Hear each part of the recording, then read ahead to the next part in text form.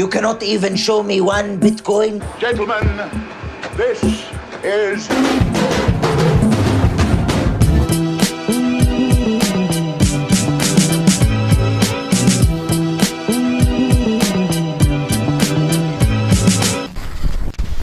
What's up, everyone? It's Adam from FWCI, and this is the Black Widow pitch meeting. I just watched the movie last night. I thought it was actually pretty good. I think Yelena and Alexei definitely saved the movie for me. I don't know if I'll do a review. I usually do one, but I haven't really got time to get one done at the moment, so just going to do the pitch meeting reaction here. If you do want to see more reviews, let me know in the comments, because, yeah, not sure how they're going to go if I upload them on their own, but let's check out the Black Widow pitch meeting. Spoilers ahead, by the way. Let's get it. Ryan George, you're the man.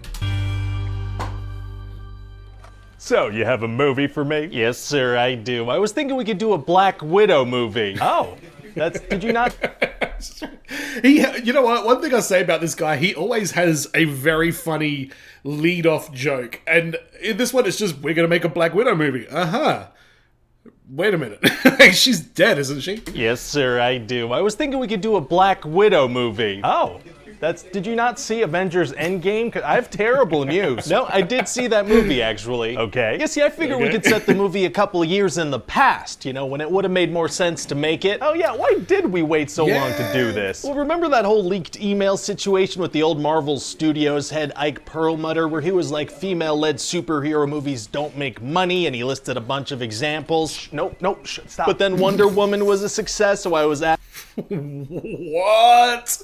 Yeah, that's not a good look there, guys. I love female superhero movies. I mean, Wonder Woman, like he said, was great. Wonder Woman 84, you've probably seen my pitch meeting reaction to that one. Oof. Has to take a look at our female character roster again. Stop talking. Oh, sorry, are we not saying that out loud? We're gonna take that again, okay? Why did it take us so long to do this? I don't know. Oh, fair enough. Better late than never, I guess. Yeah. So tell me about the movie. Well, I figure we could get more grounded with the Black Widow movie, you know? We're gonna do a more grounded movie about the lady who jumped off a cliff on planet Vormir after a red-faced war criminal who's now a space ghost explained that was the only way to get her hands on the magic rock she wanted before a muscle-bound purple alien got it and completed his power glove. Yep. Yes. I love it. It's grounded. Great. So I figured we could have this whole big marketing campaign where ScarJo is like, you think you know Black Widow? Think again. So we're gonna learn a bunch of new stuff about her? Like, how does she get that vest that she wears in Infinity War? Oh, people love retroactively learning how characters they know got certain pieces of clothing we've seen them wear. I feel like he should have said, like, people love seeing how characters got certain vests that they wear.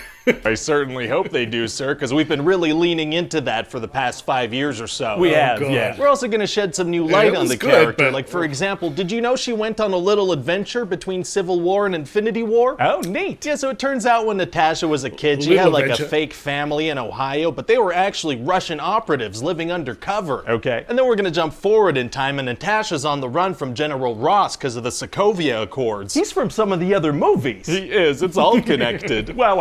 It's all So she heads to the safe house in Norway and unknowingly picks up a little box of vials of antidote. An antidote? Yeah, see, it turns out her fake sister Yelena was also a widow operative being chemically controlled by this place called the Red Room, right? Right. And she ended up coming in contact with this stuff called the Red Dust, which freed her from her mind control agent. Ah, gotcha. So Natasha's unknowingly driving with this stuff, and suddenly a massive explosive hits her car Yeah, and that flips came it out a of bunch nowhere, of times. Oh my god, is she okay? Yeah, I mean, she's a superhero, right? Yeah, but that sounds like something that would probably kill a non-superpowered being. With that being said, Natasha should have died several times in this movie. She was on borrowed time by the time we got around to Endgame. And Natasha doesn't have superpowers. Yeah, whoops. Whoopsie. Okay, so to be honest, now that I think of it, there are several scenes in this movie Yeah. where as a non-superpowered individual, she should definitely be killed, but she's not gonna. It would be better story-wise if she didn't die.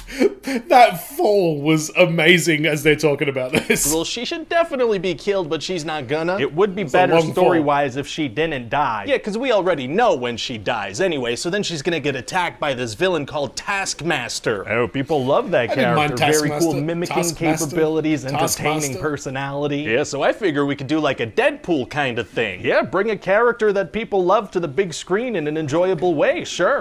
No, I meant like a Deadpool and X-Men Origins Wolverine kind of thing. Oh, turn the character into a mind-controlled killing machine with no speaking lines or personality traits. Yeah, that works too. Great. Yeah. So then what happens? Well, Natasha escapes with the vials So and then goes what to happens? see her fake sister, and they start fighting when they see each other. Why? Because it's been a couple of minutes since the last action scene. Gotcha. And so Natasha finds out that this bad Russian guy Dreykov, who she thought she killed years ago, is actually still alive and still running the Red Room. Okay. And by the way, I was thinking we could get Ray Winstone to play him. Oh, he's great. Can he do a Russian accent? Doesn't matter. It matters a little. Nope, so then they realize they need to break their fake father Alexei out of jail, because he probably knows where the Red Room is. All right. So then I loved the Alexei storyline of him, like, just wanting to be Captain America. So your friend, Captain America, did he ever mention me? That line had me in absolute tears. these guards fire hundreds of bullets at Yelena, who's in a helicopter, and Natasha jumps down to help her dad. Very exciting. So then they all manage to fly away just as an avalanche is just destroying the prison. Well, thank God the hundreds of bullets didn't affect the helicopter in any way. Yeah, it worked out great. So I guess a bunch of people are probably killed in that avalanche, huh? Were they all bad guys?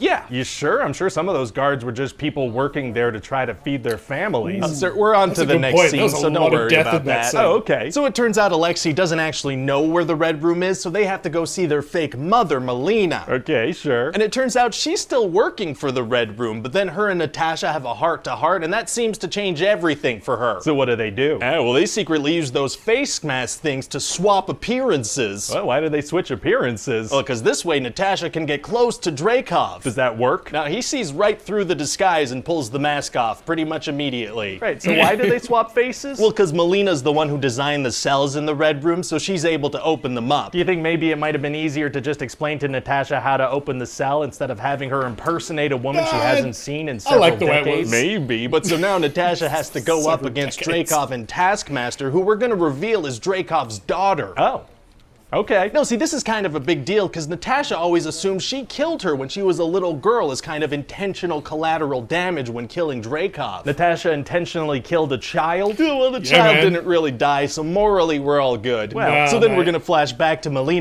Yeah, that was pretty wild when I'm like, is she just going to blow this child up? By the way, we were even joking around that there was a school excursion in the next room with 30 kids. It was bring your daughter to work day, so there was like another, 100 kids throughout the building as well. So Natasha she nearly killed one child that we know of. Natasha, what are you doing, mate? Explaining to Natasha that you can't actually hurt Dreykov. Why? Because he implemented a pheromone blocker in all the widows, so if you can smell him, Oh, he's going to tear this thing to pieces. you can't hurt him. What? It's basic science, sir. If you can smell him, you can't fire a gun at him. Is that basic science? It is, yeah, because that's why I wrote that in here. So Natasha has to hold her breath? No, because see, Melina explains that's not enough. You gotta sever a nerve right here. Couldn't she just kind of stand on the other side of the room far away from him, fire a gun from there? Nope. But probably, though? Pheromones. Oh, Yeah. very She far-reaching could snipe him. pheromones, so it's going to be tough for her to hurt him, huh? Actually, it's gonna be super easy. Barely an inconvenience. Oh, Booyah. really? Yeah, see, she smashes her face on a table, and that severs the nerve. Oh, surgical head smashing is tight. But so then Dreykov manages to bring in all the brainwashed widows, and they start attacking Natasha. Oh, no. But then Yelena uses the antidote on all of them, and all their free will comes back. Oh, very Grenade. nice of her. And Melina blows up a main engine of the Red Room sky base, so the whole thing starts to fall. Uh-oh. Yeah, and then Yelena blows How up do the they plane have that that Dreykov sky was trying base? to escape on. And she was able to do that despite the pheromones? Sure, and so then Black Widow dives after her as she plummets towards Earth, but Taskmaster starts attacking again. And not one piece of the massive, actively crumbling sky base lands on them. That's what we're going with. So then they land, but Natasha It's fine. manages to use the antidote on Taskmaster, and so everything's great now. So nobody died in the massive collapse? Yeah, just every single one of the bad characters and not a single one of the good or redeemed characters. Oh, Yeah, well, that's a good great. point, So actually. then instead of escaping with her family, Natasha decides to stay behind and be captured by General Ross. Oh, yeah, she can't go with her family. She's got to be in a couple of other movies. So then 2 weeks later, she meets up with her friend who got her a Quinjet. Wait, wasn't she just captured by Ross? What happened there? I don't know. Oh, fair enough. Black And Widow, then during she the gets credits, out. we're gonna have this scene where Yelena is at Natasha's grave and this character, Contessa Valentina, shows up with a mission for her. What's the mission? Sign up for Disney Plus. Very exciting. Yeah, it's gonna be very exciting. People are gonna be like, who is this character? It's gonna be this big reveal. Oh, that's going to be a big reveal. I get it, because this movie should have come out like a year ago, but now we already know who this person is, because basically this exact same thing happened during Falcon and Winter Soldier with US Agent. People are gonna be like, who is this character? It's gonna be this big reveal. Oh, that's going to be a big reveal. Really add a lot to the end credits, unless we decide to reveal it in a streaming show first. What? Yeah. So that was awesome. As always, Ryan George is an absolute comedy master. He has got this down to such a fine science, and I can only imagine how much fun he has when new movies come out, you know, trying to pick and choose where to put these, you know, not tropes, but these, like, you know, signatures that he has, you know, put in all his videos. I could watch this guy all day. Maybe I will, and then I'll upload the reactions and share it with everybody here. Don't know what happened to the voice there, but yeah, Black Widow was good. I enjoyed it. I don't think that cameo at the end would have saved this movie or made it any better, to be completely honest. I honestly think the introductions between those two characters is going to be is pretty much equal. You know, it didn't really bother me that we didn't see this one first. It's just an odd movie. How did those guys have that flying base? Are we supposed to think that the Avengers broke up and then they're like, aha, finally, we can launch our flying metal skyscraper into the atmosphere without anybody knowing it's there? That's actually a little bit weird, but you know, it's a Marvel movie. It's fine. I don't care. They clearly wanted to have this, you know, crazy action set piece where everybody's falling down and Taskmaster is coming after Black Widow and all that kind of stuff. I did enjoy the plot twist, I guess, with Taskmaster being that she is, you know, that was the daughter that Black Widow ruthlessly exploded some years earlier, but I enjoyed that twist.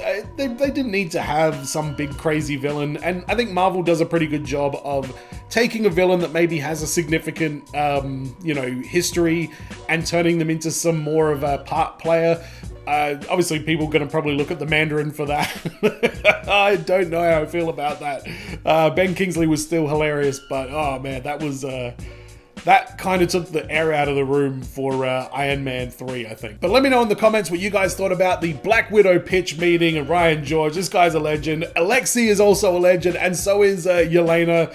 Two fantastic characters in that show. Love to hear what you guys have to say, and as always, everyone, be well, stay safe, look after your friends. See you in the next video. Mir.